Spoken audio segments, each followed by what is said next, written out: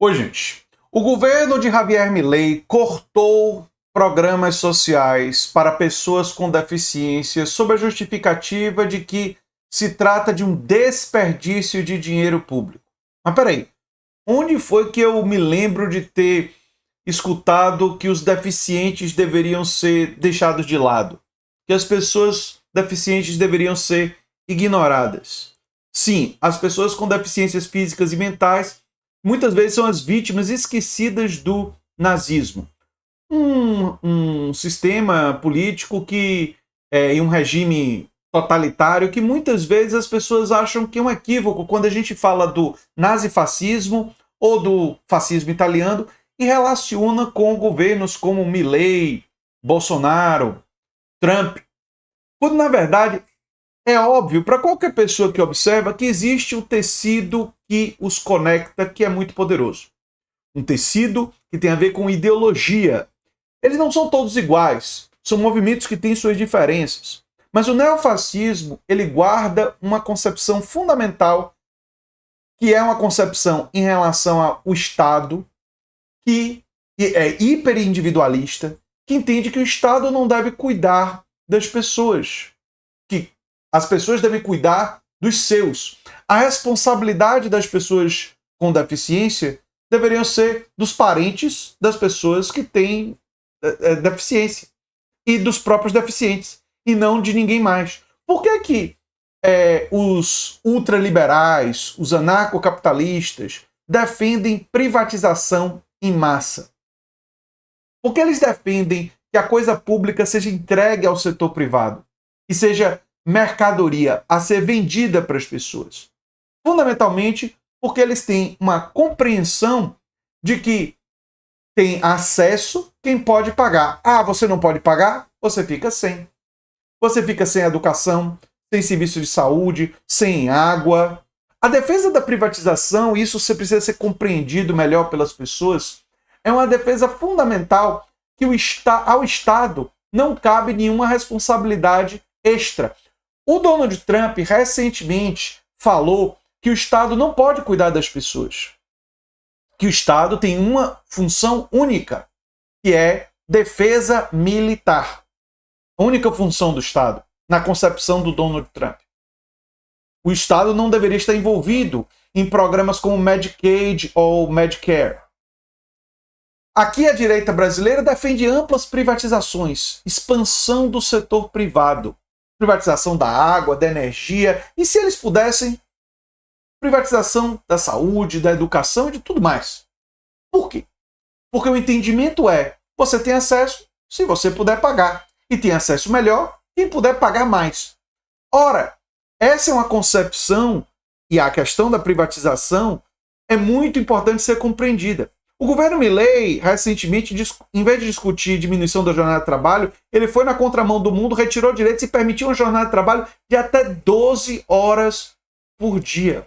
Mas o que muita gente se esquece, e uma face meio escondida do nazifascismo, foi a privatização.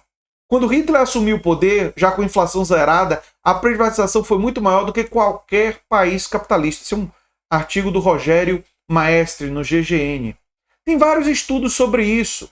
Aqui no Jacobin, Capitalismo, Privatização e Nazismo, eu quero chamar a atenção, vou deixar para vocês o link, né? Mas eu quero chamar a atenção para isso daqui, ó. Aqui, ó. Aparentemente, o primeiro uso da palavra privatização ou reprivatização ocorreu na década de 30, no contexto que se buscava explicar a política econômica do Terceiro Reich, a política econômica do regime nazista. De fato, a palavra inglesa, privatization, era uma tradução do termo alemão, Reprivatisierung, né? Que tinha recém sido cunhada durante o regime nazista. Né? Aqui, ó. O Phil Mirovs também me mandou um artigo contra o mainstream, a privatização nazista de 1930. Né? Olha só. Na metade da década de 30, o regime nazista transferiu patrimônio público para o setor privado. Ao fazer isso, eles foram contra a corrente política dominante da época dos países capitalistas ocidentais, sendo que nenhum deles reprivatizou empresas durante a década de 30. Mas esse termo depois foi recuperado por Ronald Reagan e por Margaret Thatcher, né, e passou a ser... Claro que tem diferenças. Enquanto na época nazista era um processo de privatização para empresas servirem ao Estado nazista, que era mais forte na época, né, num país que tinha sido humilhado depois da Primeira Guerra Mundial e do Tratado de Versalhes, Reagan e Thatcher, a inversão de poder já é completa. É um processo de privatização de um Estado a serviço das grandes corporações privadas. Há uma mudança que não é trivial, que não é uma coisa que deva ser simplesmente ignorada, mas que é relevante. E aí nós voltamos às pessoas com deficiência, né? O governo Milei, né, cortou programas de atendimento a pessoas com deficiência sob o argumento de que precisa combater desperdícios e reformar a burocracia estatal. E vamos aqui ao nazismo falar das mortos de fome. Na época da conferência de Wannsee, os nazistas já não estavam mais asfixiando os doentes e as pessoas com deficiência, mas o clamor público que forçou o fim dessa prática em 1941 não foi suficiente para impedir milhões de mortos nos 4 anos seguintes. Muitas pessoas com doenças mentais e problemas de saúde eram deixadas para morrer de fome, por abandono ou por overdose deliberada, enquanto seus gritos de ajuda eram ignorados. E o Milei agora considera desperdício gastar com essas pessoas e também vai deixar eles para se virarem e para as famílias cuidarem, e se não conseguirem cuidar, na visão dos ultraliberais, eles que se deem mal. Essa visão tem uma conexão com uma concepção que não é uma teoria científica, mas que usa o termo de uma teoria científica, que é o darwinismo social. O darwinismo, a concepção de Charles Darwin da teoria da evolução, foi a concepção de que a evolução das espécies acontece segundo o mecanismo de seleção natural. O que é a seleção natural? De forma resumida, a seleção natural é simplesmente um processo que modificações randômicas de DNA genéticas, elas são selecionadas em um ambiente pelo que é mais capaz de se adaptar àquele ambiente e garantir a sobrevivência. Então, com o passar do tempo, existe um processo natural de evolução em que essas modificações genéticas, que são aleatórias, as que são mais favoráveis, esses indivíduos têm mais filhos e, portanto, essas características são transmitidas, mas existe um processo de evolução. E o Charles Darwin e o Randall Wallace, na época que estavam indo na mesma linha, eles não inventaram isso da cabeça. Eles tinham uma teoria constituída a partir de evidências. E a genética depois iria comprovar a teoria da evolução de forma definitiva. Hoje nós sabemos que foi através desse processo que existe a diversidade de espécies no planeta Terra. Ele decorre desse processo do mecanismo da seleção natural dentro da teoria da evolução. Mas o darwinismo social tenta aplicar isso para a dimensão social, sendo que não é uma teoria científica. E tenta dizer basicamente o seguinte: os mais adaptados, os mais fortes, que vão ficar. E aqueles que são mais frágeis, nós vamos ignorar. Agora, existe uma falha, uma coisa que demonstra a falência completa, para não falar desumanidade, falta de compaixão e todos aqueles valores que acho que qualquer pessoa com mínimo de consideração pelo próximo tem. Mas até mesmo do ponto de vista racional, essa teoria, que não é teoria, essa concepção, essa ideologia, ela se destrói.